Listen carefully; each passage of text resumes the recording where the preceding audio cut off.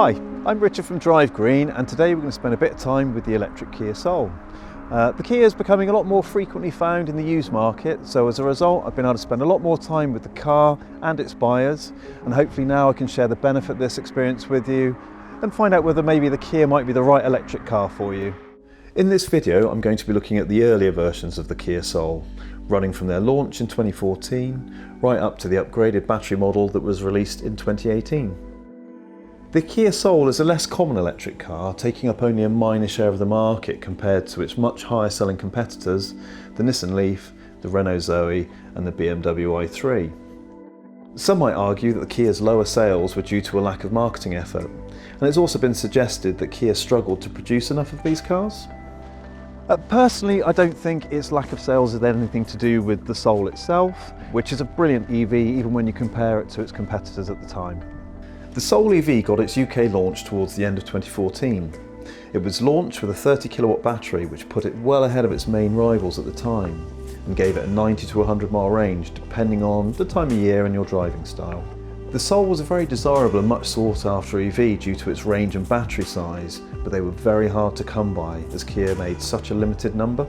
In 2018, Kia released an upgraded version with a slightly bigger 32 kilowatt-hour battery, giving the car approximately 20% more range. This meant it was now able to do roughly 110 to 120 miles of driving range. Whilst this makes the 18 plate cars onwards much more desirable than their predecessors, it does still fall a little bit behind its other 2018 competitors in terms of its range. However, I would argue that range isn't everything, and with 100 to 120 miles worth of driving range, in my experience, that's more than adequate for most people's kind of needs. I've learnt from talking to customers that the Kia is very divisive in the appeal of its looks. Some people find it almost offensive to even look at it, whereas others love its funky, compact, fun SUV styling. Personally, I like the way the Kia looks. It's fun and it's different, and I love the attention to detail all across this car, from the blue detailing within the lights and the bumper. Even the inside of the boot is half colour coded like the rest of the car. The Kia Soul EV is only actually available in 3 colour choices. You've got metallic grey with a hint of bronze, blue with a white roof and white with an aqua blue roof. I like the blue, but my favourite is the white. I just think it's such a fun and funky colour and very, very unique. You could even say, I think if Hello Kitty were going to design a car, I think this would be what it would look like. Obviously I like things to look a little bit different, a bit standout-ish, but I think I'm probably in the minority because the metallic grey has been the most popular seller so far. The Kia is what I would guess would be referred to as a compact SUV.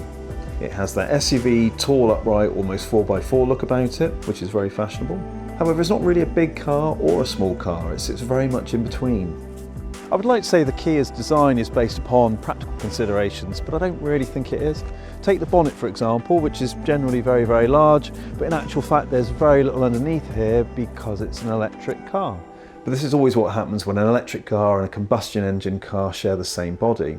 Although really I think the bonnet and its size is more part of the car's styling rather than a practical design choice. Boot space is also where a car is more often judged on its practicality, as boot space can add some real versatility to its design.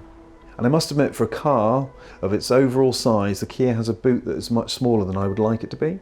There is some additional storage underneath the boot floor, and the seats do split and fold. However, I really would like to see the Kia have had a bigger boot in order to compete with what is probably its main competitor, the Nissan Leaf. If you love the car, however, I'm sure you can make it work. But I'll tell you someone who does like boots on a Kia Soul, and that is dogs. Strange though it may sound, I think if you were to line up a row of our used electric cars, all with their boots open, and ask a dog to pick the one it likes the most, it would be the Kia that it jumps into. This is based on my experience with dog owners and their dogs, and one day this is an experiment that I really must actually conduct. But if you're looking for a car with your dog in mind, I think your dog will be very grateful that you've chosen the Kia Soul.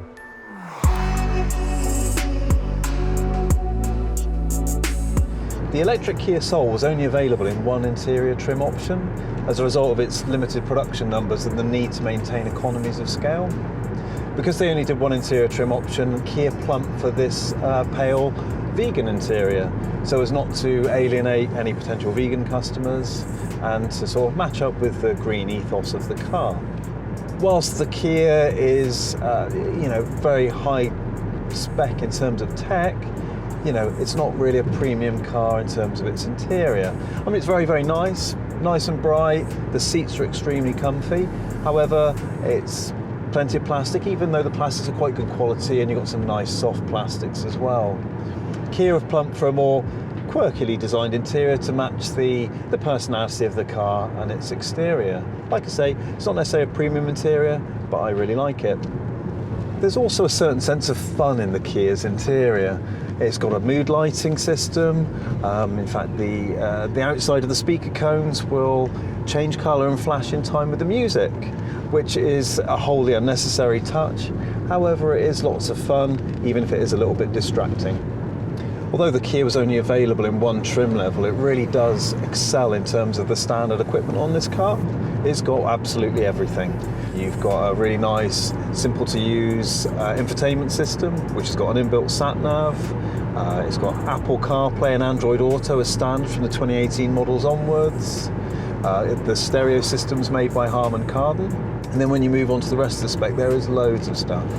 It has a climate control system, which is run by a very efficient heat pump. It's got heated seats, heated steering wheel, and there's a remote preconditioning function where you can program the car to warm itself up on a cold winter's morning for you. It's got a reversing camera, sensors front and rear, cruise control, speed limiter, electronic handbrake, keyless entry, auto-dip rear view mirrors, auto lights. It even has 3 different steering modes. It really is a brilliantly equipped car, especially for its price. Drive-wise, the Kia is really comfy and enjoyable. You've got a very nice high seating position. Visibility is very, very good. It corners really well, despite its sort of high-riding, sort of SUV type design. It's also got plenty of power. I even fancy when it's out of its eco mode, I think it's a little bit quicker than its main competitors at the time, such as the 30 kilowatt Leaf or the 40 kilowatt Zoe. There's plenty of power there for overtaking, charging up a hill, as well as a certain briskness for roundabouts and junction manoeuvres.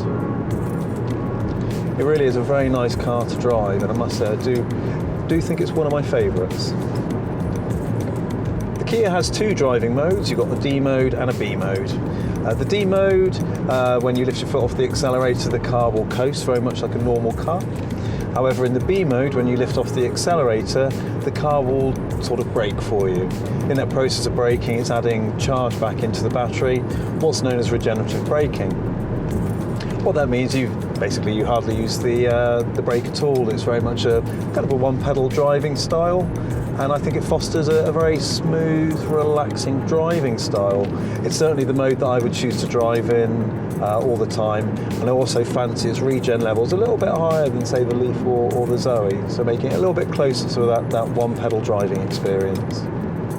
Whilst the Kia doesn't have perhaps the longest driving range, it's actually still a really good long-range vehicle. The reason for this is it's so well supported on the UK rapid charging network, thanks to it sharing the same DC rapid charging connection that the Nissan Leaf has. This is particularly true if you're driving on the motorway network, where every single service station has at least one charge point that can charge your car. So if you're doing a long drive and you're driving via the motorway network, it's super simple, very little planning is required. You would simply pull in the services when you want to or when you need to. About half an hour's worth of stop and chime will add about 80 miles worth of driving range into the car. Also, the 2018 models onwards have a pretty good driving range to begin with. Another key selling point of the Kia is the fact that it has a 7-year warranty on the whole car.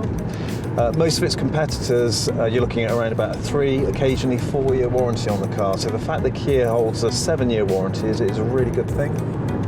Granted, it is an electric car, so therefore the chances of problems are going to be so much less than you'd have on, say, a combustion engine vehicle, since there's very few moving parts, no serviceable elements, the battery and the electric motor are practically bulletproof. However, it's still a car, so it's still got buttons and switches, aircon system, things like that. So having a nice long warranty there in place does give a certain sense of comfort. One thing that is important is, I think, The length of this warranty really does underline and is testament to the fact that the Kia is such a reliable car and so well made. The Kia is really a lovely car and one of my favourite EVs. It's full of personality, it's got a brilliant warranty, it's very, very good value compared to other 2018 cars, and it has a really high level of spec. Who does it suit?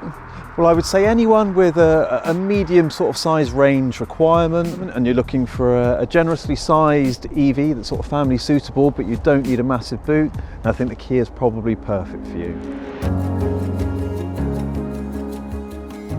I hope this video has been useful in helping you learn a little bit more about the electric Kia Soul. If you'd like to find out anything more or arrange a test drive, please do get in touch. Don't forget to check out our other Kia Soul videos, and thank you for watching.